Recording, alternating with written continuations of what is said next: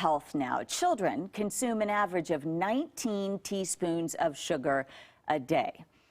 That's a lot if you can't quite visualize it. The American Heart Association wants families to focus on taming that sweet tooth.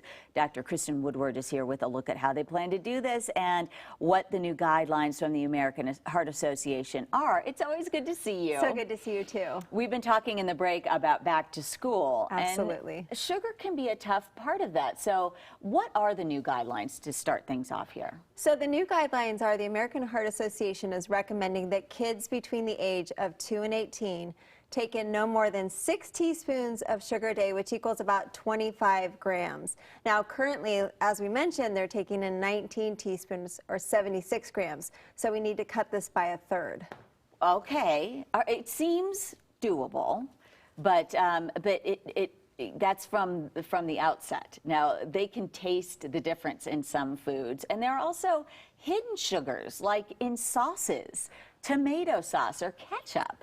Exactly. So there are hidden sugars, and that's why we want to get the word out about reading labels. Now, in July of 2017, the label will specify how much added sugar, because we're not talking about naturally occurring sugars that happen in fruits and dairy products. We're talking about sugar that's added. So that will specify on the label. But there are hidden sugars in things like condiments, ketchup, sauces, pasta sauce, dairy products like yogurt, cereal, and of course beverages.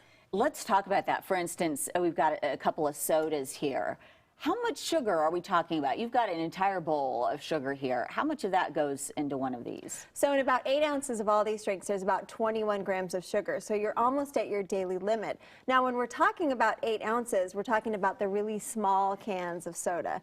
So it's a big difference. They package them in big volumes, tons of sugar. You're tripling your daily amount of what you need. And actually, the American Heart Association really dropped the hammer. They're recommending no more than 8 ounces of a sugary drink a week. So it's not a day. Oh it's a week. Gosh, a week. Now, would that include juice or just soda? So 100% fruit juice is okay. Okay. We do recommend whole fruit over the 100% fruit juice just because they get the fiber, but you can have about 4 ounces, and so that's what I've shown here. It's a small amount of 100% fruit juice, but if you can, offer the whole fruit.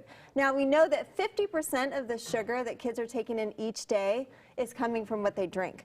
So these are hard guidelines for people probably to follow. And so if you can just work on those beverages that your kids are drinking, you're going to be cutting their sugar by half.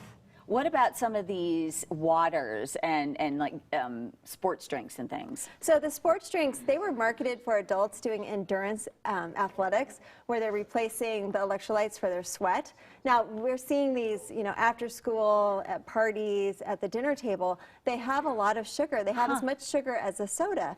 And so certainly if your child's out on the soccer field for more than an hour, it's reasonable to have a sports drink, but it's not something that you want to be offering your child, at dinner time or at a birthday party. Why is this so important? What can happen if they get too much sugar? So we know that diets high in sugar can lead to heart disease. We're seeing in preteens and teens something called insulin resistance, which is a precursor to diabetes. We're seeing our children have abnormal cholesterol levels, obesity, as well as high blood pressure. So it's really something that the American Heart Association and all of us should be really focusing on to decrease that future risk of heart disease. What are the signs of that insulin resistance? Well, that's hard to tell. Now, certainly obesity, it's something that we would screen. Okay. Insulin resistance is a precursor to diabetes, so something you want to talk to your doctor about, especially if your family has a history of diabetes.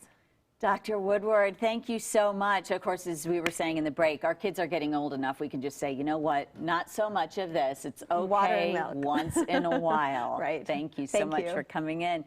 So, Greg, did you learn something there? Well,